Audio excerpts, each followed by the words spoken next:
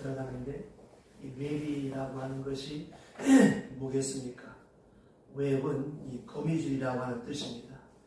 이 거미줄, 그러니까 이 세상은 거미의 세상이요, 또 거미줄 쳐 있는 것을 보면서 그 거미가 항상 한가운데 버티고 있는 것처럼 모든 세상의 중심을 사람들은 다 자기에게 두고 살아갑니다.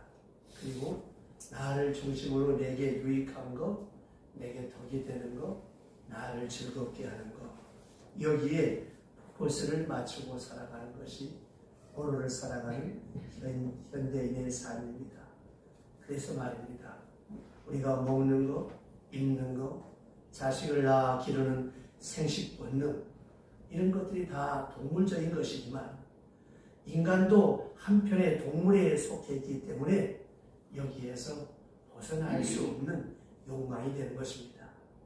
이런 인간적인 기본적인 욕망을 바탕으로 해서 우리는 마치 웹사이트 안에 거미줄을 치고 사는 것처럼 다른 사람과 함께 서로 사랑하고 사랑을 받으면서 살아갑니다.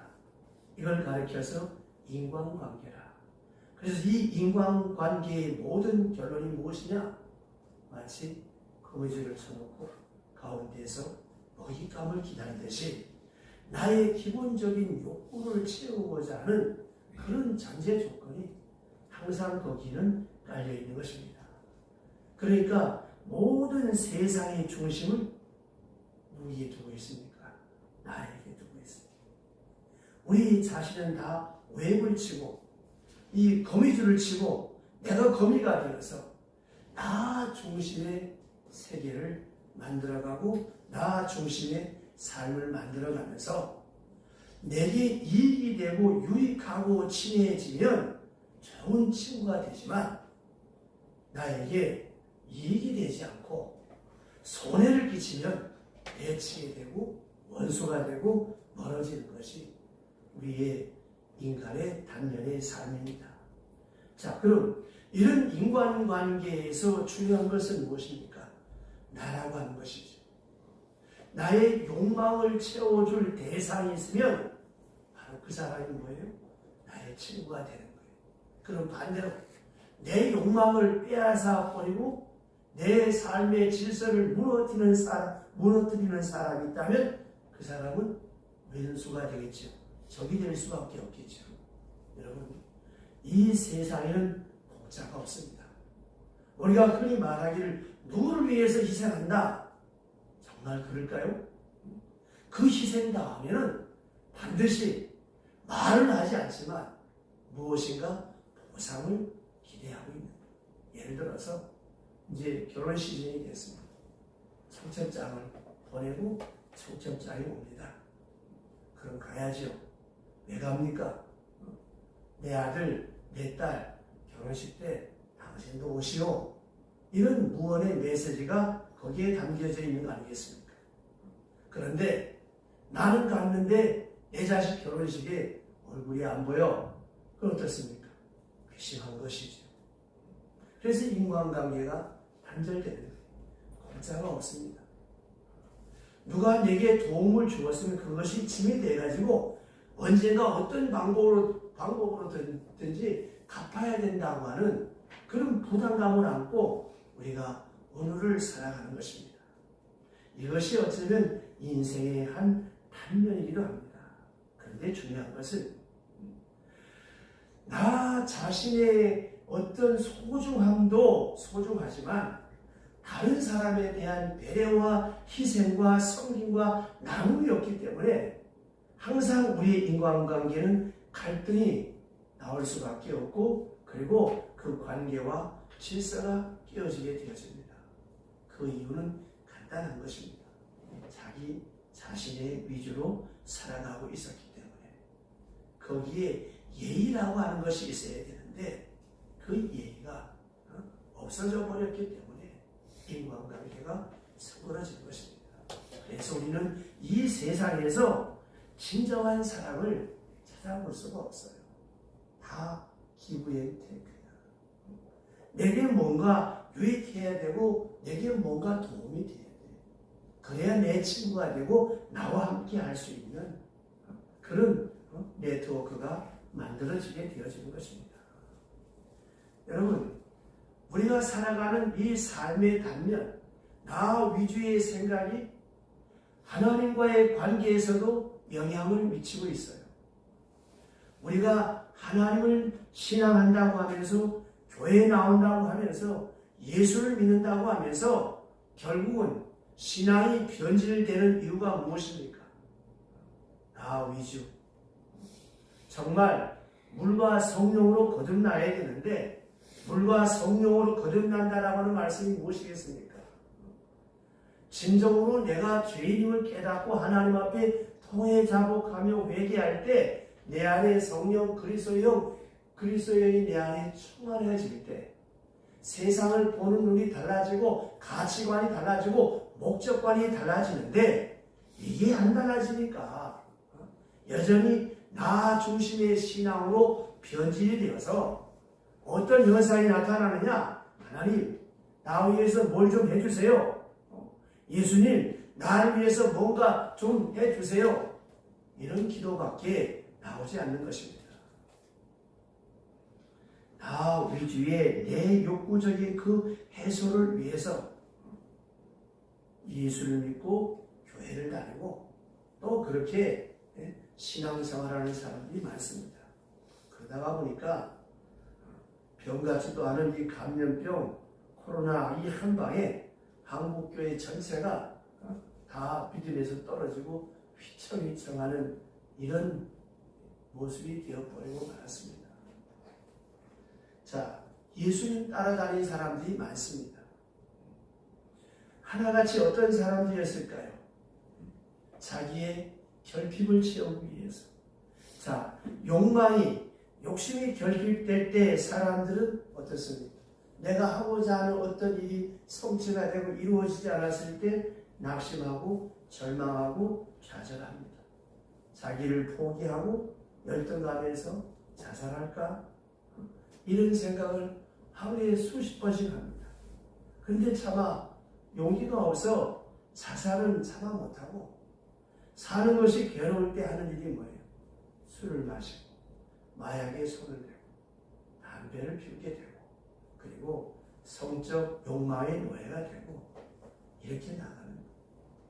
여기서 좀 생각 있고 고상하게 해결하려고 하는 사람들은 신앙을 찾고 교회를 찾습니다. 조금 더 영적으로 뭔가를 기대하려고 하는 사람들은 하나님을 찾는 것입니다. 내 욕망의 결핍이 왔을 때 그때 신앙이 적극적인 신앙이 되고 믿음의 열정을 가지게 됩니다. 배고픈 사람의 코가 예민하듯이 영적으로 진리에 대해서 갈급해질 때 내 욕구가 어디에나 모자라고 결핍이 왔을 때 그때 하나님을 찾게 되는 거예요. 그래서 인간 25시 하나님을 만나는 기회가 되는 것입니다. 목회하다 보면 새벽기도 안 나오는 사람이 갑자기 새벽기도를 나와요. 한편으로 반갑기도 하지만 걱정이 됩니다. 무슨 일이 있었을까? 그렇게 새벽에 나오세요? 한 달에 한 번이라도 나오세요? 안 나왔어요. 어느 날 새벽기도에 나왔어요. 그러면 그 사람이 새벽 5시에 왜 나왔겠습니까? 그렇게 목사가 나오세요 해도 안 듣던 사람이 왜 나왔을까요? 문제가 생겼죠. 뭔가 간절해졌죠. 뭔가 기본 욕구의 결핍이 왔죠. 그래서 하나님께 기대려고 그 욕구의 결핍을 하나님을 통해서 좀 채워보려고 하나님 앞에 엎드리게 되는 거 아니겠습니까? 파스칼의 유명한 남자가 있어요. I can do it because you should do it. 나는 할 수 있다. 왜냐하면 해야 하기 때문이다. 이걸 의역을 하는 거예요. 내가 하고 싶은 일은 얼마든지 내가 하기 싫은 평양감사죄를 줘도 안 하는 거예요. 정말 걱정스러운 사람이 있습니다. 문제가 분명히 있는데 새벽에 안 나오는 거예요. 저 사람은 지금 새벽에 나와서 기도해야 될 사람인데 왜 안 나올까? 걱정이 앞서는 여러분, 새벽 5시에 눈 뜨고 일어나는 게 그렇게 힘듭니까? 죽고 사는 문제라면 못 나오겠어요? 내 문제 해결하는 것이 하나님밖에 구원의 열쇠가 없다고 생각한다면 정말 못 나오겠습니까?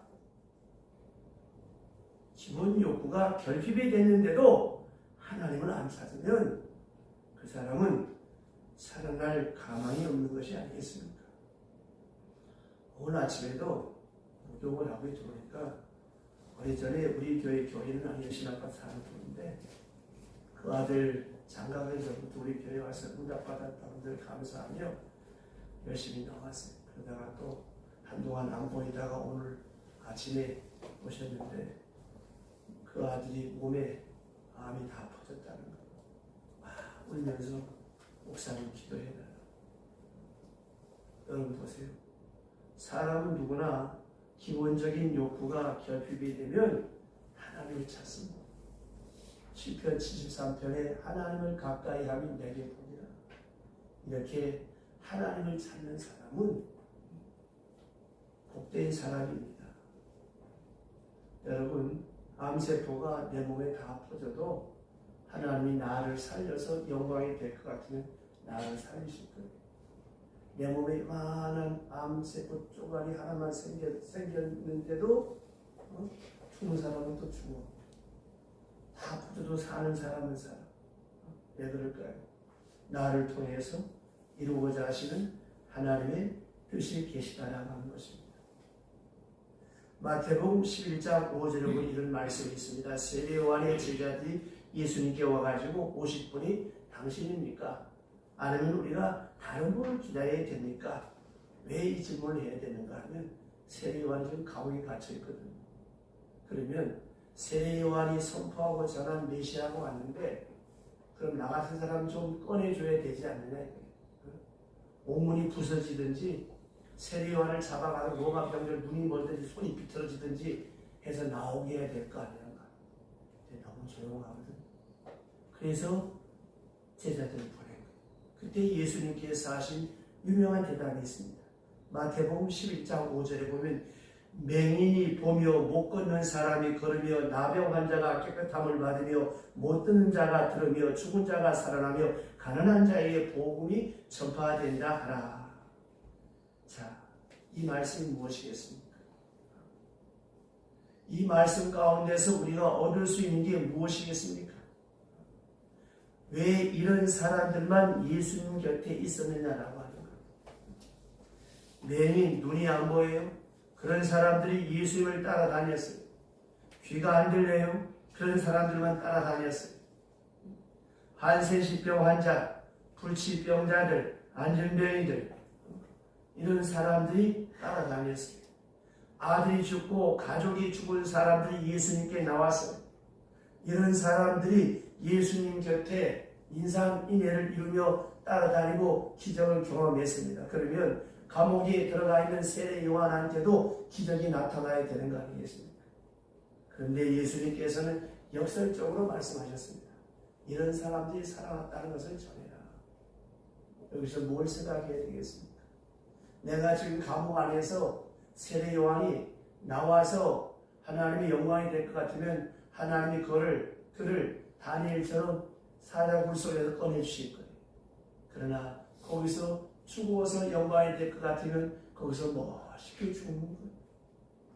내 욕구의 결핍의 충족보다 나를 향한 하나님의 큰 구원의 역사, 그 영광이 나를 통하여 나타나는 거예요. 그래서 스데반은 돌에 맞아 죽으면서 웃으며 순교했습니다. 다니엘은 사자굴 속에 살아나서 하나님께 영광을 돌렸습니다. 필요한 것은 무엇입니까? 메시아됨을 바로 알라고 하는 것이죠. 꼭 내 욕구의 결핍만 채워주셔야만 메시아가 아니라고 하는 거예요. 나를 통하여 그분이 어떻게 역사하시고 나를 어떻게 인도하시든지 그분은 살아계신 하나님이요 그리스도이심을 믿을 때 내가 당한 고난, 내가 처한 환경 모든 것이 하나님의 거룩한 뜻을 이루는 현장이라고 하는 것입니다. 그래서 많은 사람들이 예수님 곁으로 몰려들었습니다. 왜 몰려들었을까요? 내 부족한 기본적인 욕구의 결핍이 왔을 때 그것을 충족시키기 위해서, 그걸 해결시키기 위해서 주께로 몰려들었다고 하는 것입니다. 그러면 여러분 생각해 보세요. 나에게도 이런 기본적인 욕구의 결핍이 왔을 때 교회를 생각하고 엎드려 기도해야 되겠다, 하나님을 찾아야 되겠다 하고 하나님을 가까이 할 수 있는 사람은 복된 사람인데, 이런 일이 있음에도 불구하고 가까이 오지 아니하면 흙을 입을 기회가 없고 은총을 입을 기회가 없다라고 하는 것이죠. 여러분, 이 사순절에 우리가 무엇을 생각해야 되겠습니까?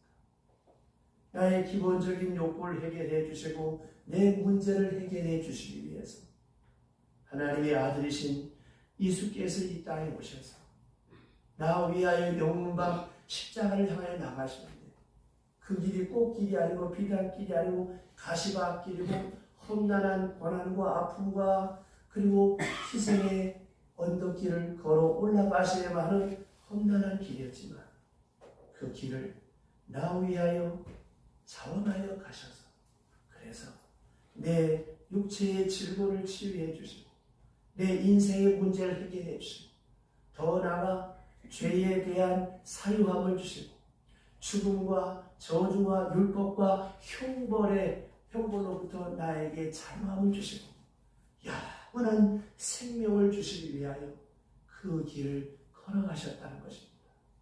그래서 이사야서 53장에는 그분이 채찍에 맞으셨기 때문에 내 병이 나아, 그분이 내 대신 고난받았기에 내가 하나님의 백성, 하나님의 자녀가 될 수 있었다고 하는 것이죠.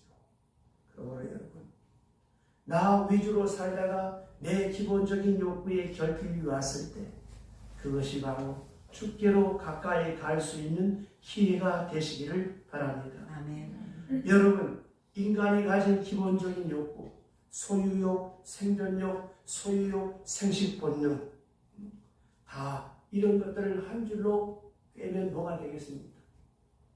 멋있게, 행복하게, 즐겁게 살고 싶다는 것이고, 좀 더 깊이 말씀드리면 살아도 영원히 살고 싶다고 하는 것이죠. 소유가 왜 필요합니까? 내가 살아가기 위해서 소유가 필요한 거 아니에요? 자식을 왜 낳습니까? 내가 영원하지 못하니까 내 DNA를 닮은 내 자식에게 내 생명을 전가하고 그 DNA를 가지고자 하는 그 욕망의 표출이 생식본능 아니에요? 나는 영원히 살지 못한다고는 한계를 알기 때문에 자식을 낳는 것이 아니겠습니까? 그래서 기독교에서 주고자 하는 욕구의 해결이 무엇입니까? 영생이라고 하는 단어요, 평안이라고 하는 단어요, 기쁨이라고 하는 단어요, 행복이라고 하는 단어입니다. 그러면 우리가 살아가는 날 동안 이런 것이 우리 속에 과연 존재하는가요? 살아가면 살아갈수록 걱정할 일이 많고 근심할 일이 많고 인생의 나이테가 더해갈수록 아픈 데는 많고, 이 세상엔 근심과 걱정과 눈물과 한숨과 아픔과 고통밖에 없어요. 더 나아가 죄만 더 짓게 되는 거예요. 그러나 하나님께서 예비하신 저 하늘나라는 어떻습니까? 우리가 애쓸 필요도 없고 수고할 필요도 없고 아픔도 없고 눈물도 없고 영원히 주님과 함께 왕노릇하는 그 영생을 주시겠다는 것입니다. 예수님께 와서 들었던 말씀이 무엇일까요? 영생할 것이라고 하는 것, 하나님 나라에서 영원히 살 것이라고 하는 것, 이것이 우리가 오늘 들어야 할 복음이요 말씀입니다. 이 세상의 어떤 소유도 영생을 우리에게 주지 못해요. 이 세상의 어떤 것도 우리에게 평안과 안정을 주지를 못해요. 돈을 많이 벌면 평안하고 안정할 것 같다 그러는데, 옛말에 천석구는 천가지 근심, 만석구는 만가지 근심이라 그랬어요. 많을수록 걱정이 많습니다. 높은 자리에 오를수록 더 걱정이 많습니다. 이 세상에 어떤 철학적인 그 귀한 말이 있다라고 하더라도 우리에게 영원한 욕구, 영생을 해결할 수 있는 것은 없습니다. 예를 들어 이 세상에서 병이 나았다라고 하십시다. 그랬을지라도 또 죽는 거예요. 여러분, 성경의 나사로가 나흘 만에 살아났잖아요. 기적이라고 사람들은 좋아했어요. 나사로 또 죽었습니다. 오늘 내가 갑자기 병 낫고 뭐 그런 거 기적이죠. 그러나 그렇다고 해서 영원히 사는 것은 아니지 않습니까? 중요한 것은 예수 안에서 영생하시기를 바랍니다. 그것만이 우리가 바라봐야 될 신앙의 목표입니다. 그런데 오늘 기본적인 자기 욕구에 집착해서 삐뚤어진 신앙의 위험들이 몇 가지가 나옵니다. 하나님과의 관계, 예수님과의 관계에서도 이 왜 안에서 내 중심이 돼가지고 예수를 바라보고 십자가를 바라보기 때문에 신앙이 변질되는 거예요. 22절 보시죠. 1장 22절 다 같이 큰 소리로 시작. 유대인들은 표적을 구하고 헬라인은 지혜를 찾으나. 아멘. 자, 유대인들은 표적을 구한다는 말이 있어요. 이 표적을 구하는 신앙, 이 원초적인 신앙이죠. 심지어 유대인들은 십자가에 예수님이 못 박혀 달려있는 그 순간에도 표적을 구합니다. 뭐라 그랬어요? 야, 네가 진짜 메시아냐? 그럼 한번 뛰어내려봐. 그럼 내가 믿겠다. 자, 여러분, 과연 그 사람들이 뛰어내리면 믿겠습니까? 또 다른 표적을 구하겠죠. 이것만 이루어지면 믿겠다. 그 다음에 또 다른 걸 요구하는 거예요. 이 유대인들, 십자가에서 예수님 보고 뛰어내리라고 하는 이 유대인들이 어떤 사람이냐? 불과 일주일 전에 죽은 나사로가 살아난 것을 목격했던 사람들이에요. 나사로가 죽었다가 살아난 그 사건은 예수님 십자가에 불과 일주일 전에 있었던 그런 일입니다. 예루살렘이 커봤자 얼마나 크겠습니까? 소문만 하겠습니까? 그 소문이 미디어 매체가 없어서 소문이 30시간에 다 퍼졌어요. 많은 사람이 봤어요. 죽은 지 나흘 만에 사람이 살아난 걸 봤어요. 얼마나 놀랐겠습니까? 그러면 무슨 표적이 더 필요하겠습니까? 야, 이분이야말로 정말 메시아시구나. 하나님이시구나. 이걸 알아야 될 거 아니겠습니까? 그런데 또 표적을 구하는 거예요. 메시아라면 해보라는 것이죠. 여러분, 표적을 구하는 신앙은 다 허무한 것입니다. 여러분, 예수 그리스도가 표적인 줄로 믿으시기를 바랍니다. 하나님, 이거 해보세요. 이거 해주면 내가 믿겠습니다. 하나님, 이거 내놓으세요. 그럼 내가 충성하겠습니다. 하나님, 이거 이루어주시면 내가 꼭 예수 믿겠습니다. 다 허황된 소리입니다. 그거 해줘도 그 사람이 예수 안 믿을 사람입니다. 여러분, 우리가 하나님을 어떻게 생각하느냐, 이게 우리의 믿음의 현주소입니다. 오늘도 표적을 구하면서 기도하고 있습니다. 이거 해주세요. 하나님 저거 해주세요. 이렇게 해주시면 내가 신앙생활 잘하겠습니다. 언제까지 이렇게 해야 되겠습니까?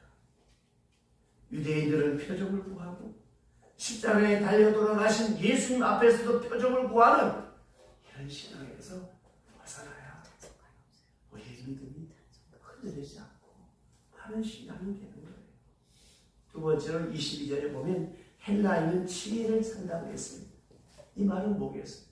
합리적으로 믿어보겠다는 것이죠.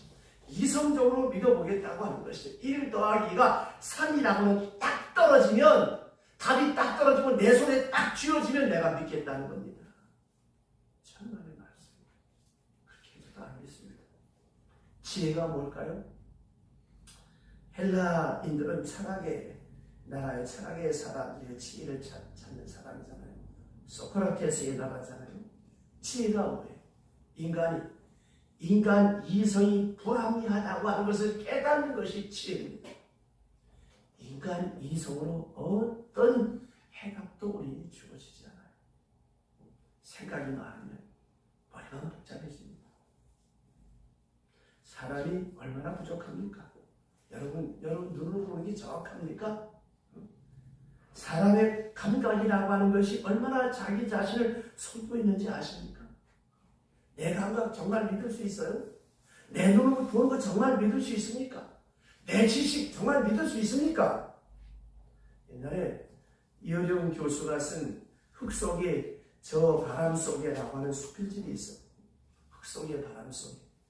거기 보면 볼란세의 어느 귀부인이 어느 여름날 별장에서 잠을 자는데 이 창문을 열어놓더니 모기가 들어와서 물겠고 또 내일 파티에 가야 되는데 이 모기가 물면 얼굴이 이쁘질 않으니까 더더 창문을 닫고 자자 해서 창문을 닫고 자는데 그 시대는 뭐 냉장고나 에어컨도 없던 시대니까 이 모기에 물릴까봐 더운 채로 자는데 새벽 1-2시간 때 도저히 잠을 잘 수가 없는 거예요.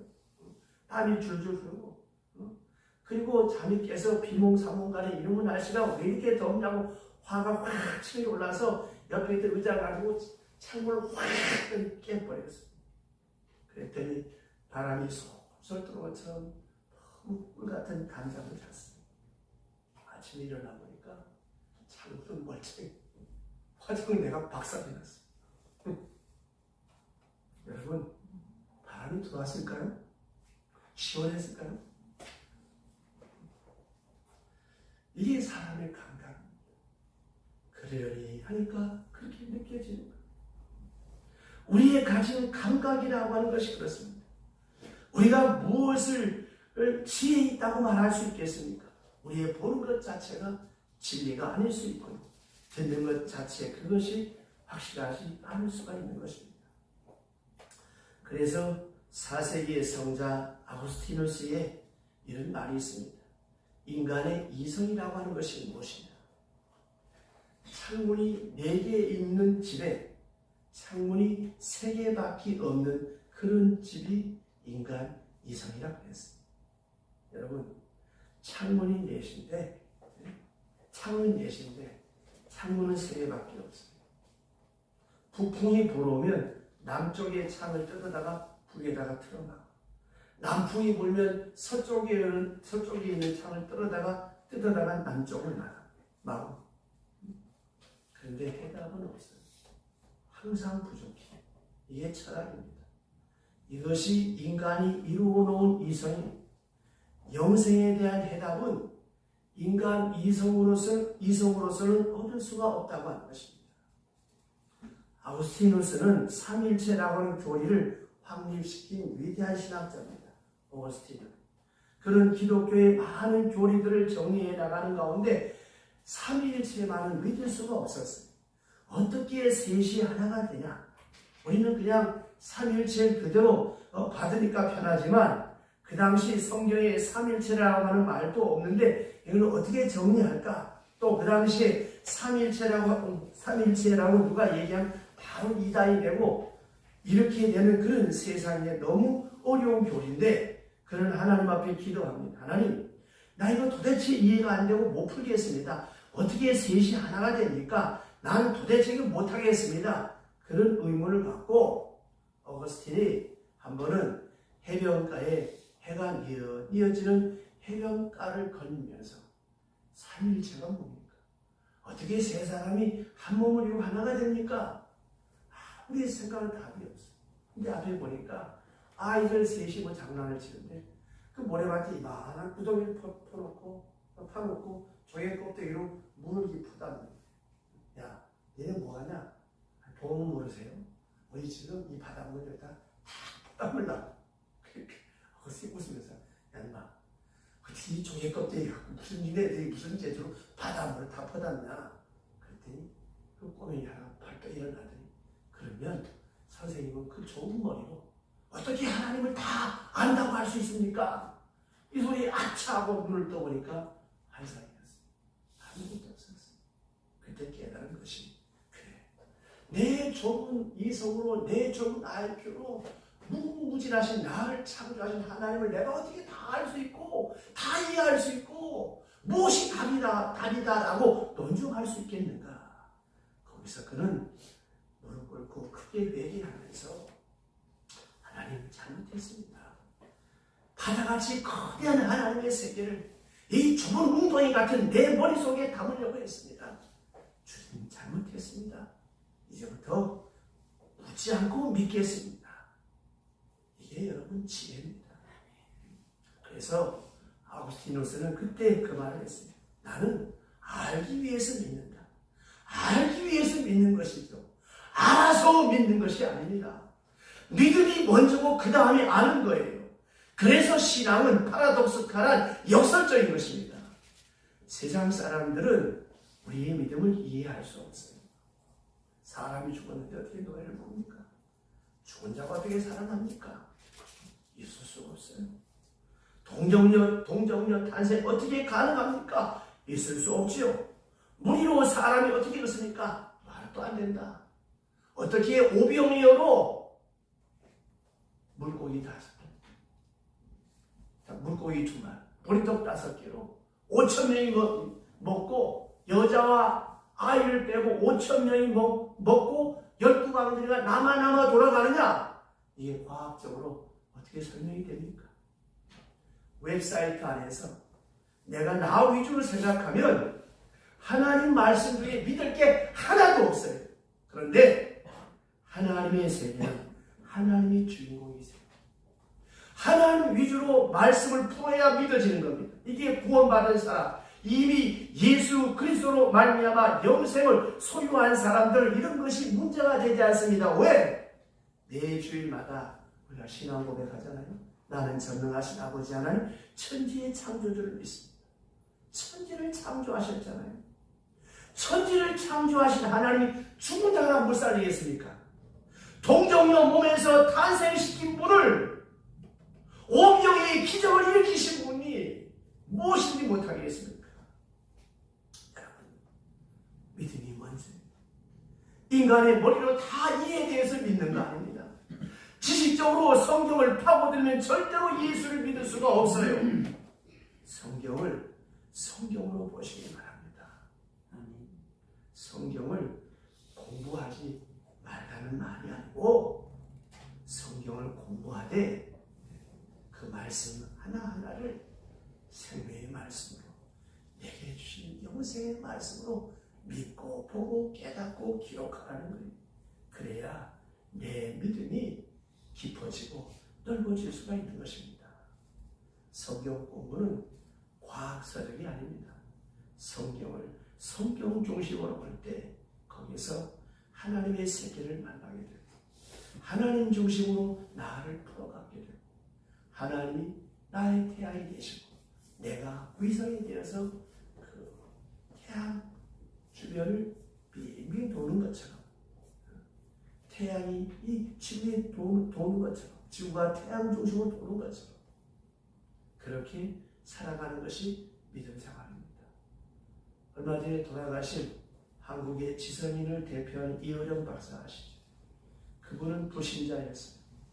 기독교를 무시하고 격하했고 그분은 불교를 가까이 했어요. 근데 그 딸 이민아 변호사의 안구에 문제가 생기고 실명하게 되었습니다. 딸의 권유로 교회에 나가서 예수 믿고 세례를 받았습니다. 그분은 지성에서 영소라고 하는 책에서 이런 말합니다. 과거에 오류로만 보였던 성경이 지금은 진리의 구슬을 꿰듯이 새롭게 보인다. 대한민국 최고의 지성이 지식으로 믿은 것이 아닙니다. 믿고 보니까 알았어요. 하나님을 알게 됐어요. 여러분, 이것이 믿음입니다. 그래서 그는 이렇게 말합니다. 자기 딸을 이렇게 말합니다. 나의 지식과 돈이 너를 구원하지 못했다. 정말 내가 주 안에서 평안함을 얻는다면, 예수님 안에서 새 생명을 찾는다면 그것은 나의 지식의 무력함이 증명되는 것이 아니냐. 그리고 내가 이 무력함에 매달려서 평생을 살았구나.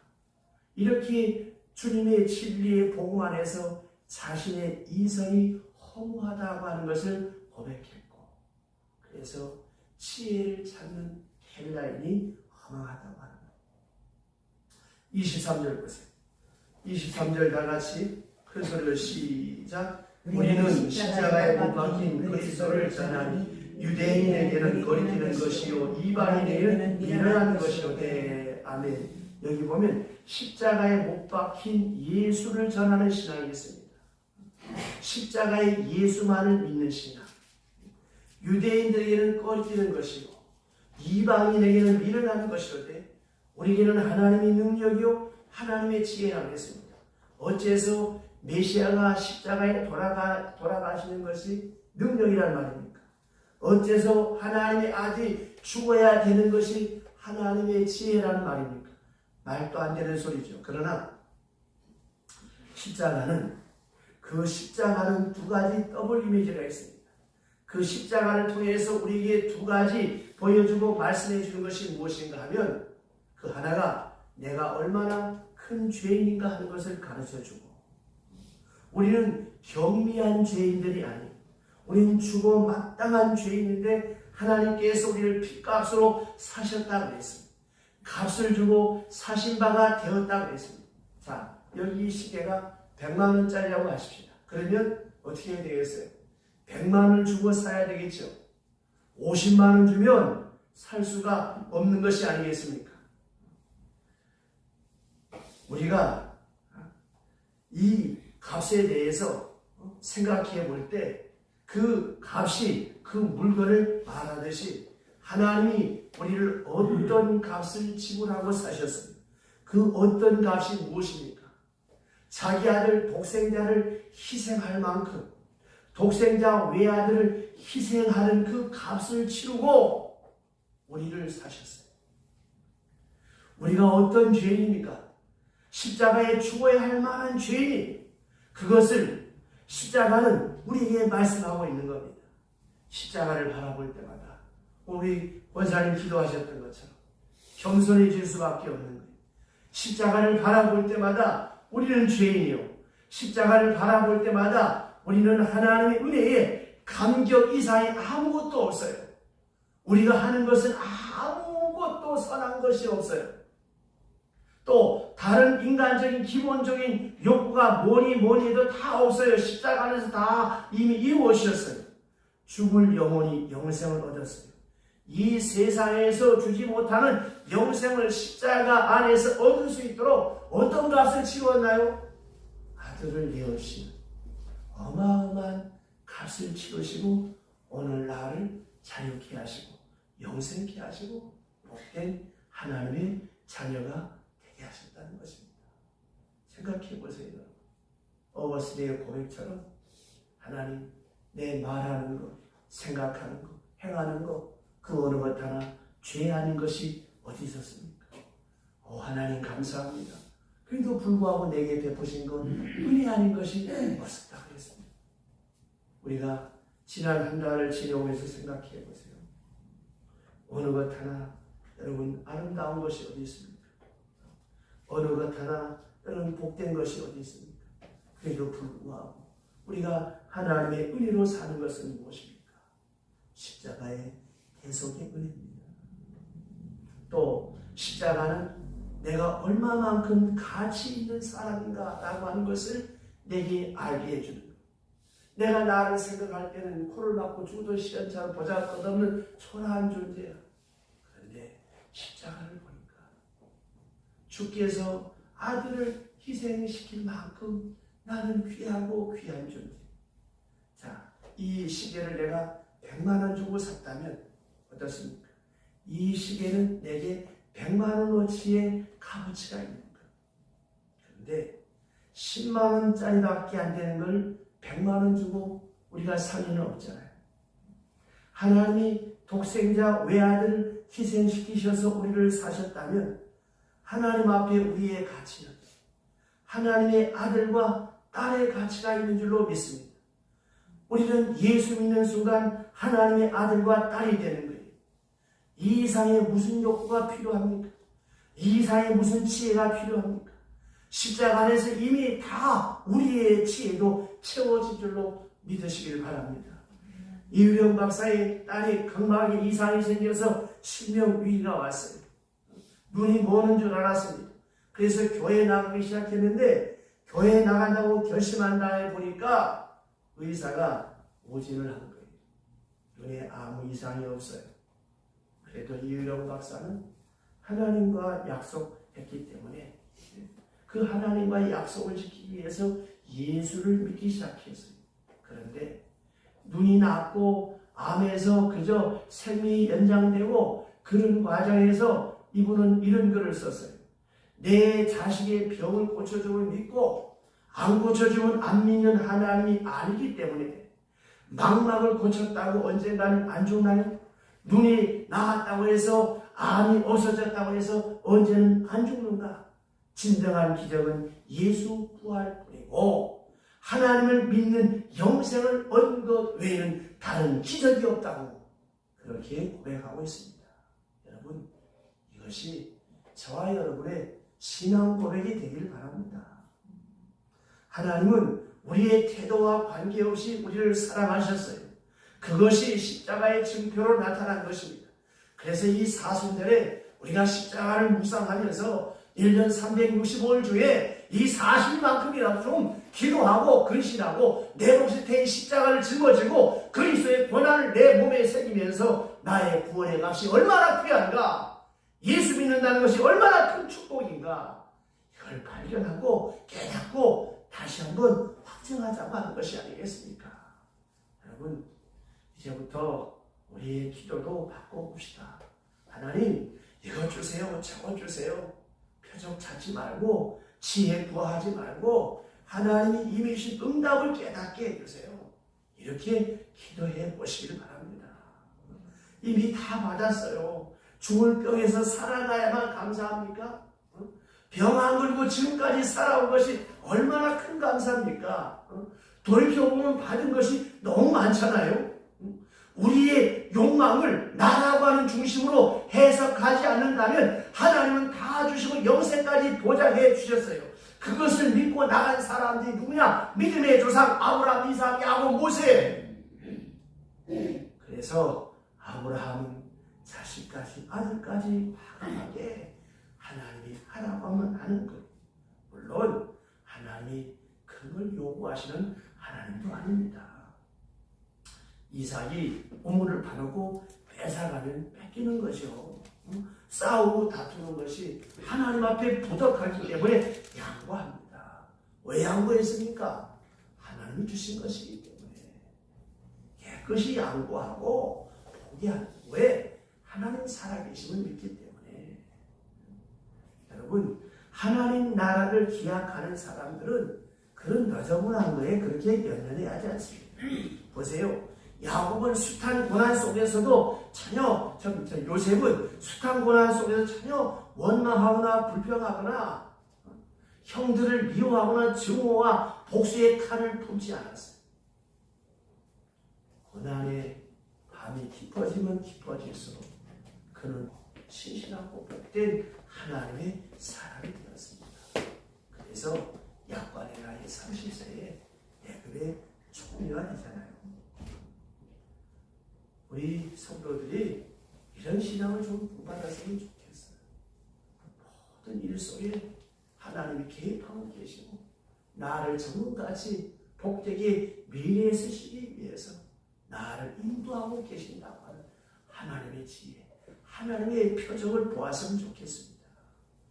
이 사순절에 이제 우리가 욕망을 십자가 안에 다 못 받고 영생을 소유한 자로서 하나님의 거룩한 뜻을 이루며 살아갈 수 있는 복된 성도가 되시기를 주의 이름으로 축원합니다. 기도하겠습니다. 하나님 아버지, 나